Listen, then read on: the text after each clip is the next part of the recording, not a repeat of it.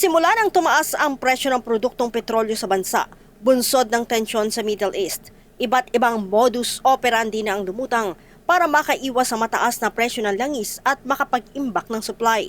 Inatasan din po ng ating GPNP ang ating CIDG. Kaugnay po, hindi lamang po ng mga insidente ng paihi, kundi kaugnay din po ng smuggling. Sa base sa records ng CIDG, yung kaso po na nahuli na po nila kaugnay ng paihi, kahit ng mga nakaraang panahon, umabot na po sa 9 cases. Sa 9 cases na nahuli na po ng CIDG kaugnay ng paihi, meron po sila 16 na individual na nakasuhan dito. Kaya sinasabi po ng GPNP sa CIDG na intensify lalo pa yung kaso ng paihi, bagamat meron tayo isang naitala. Kaugnay nito, ito yung sa Quezon City na nangyari.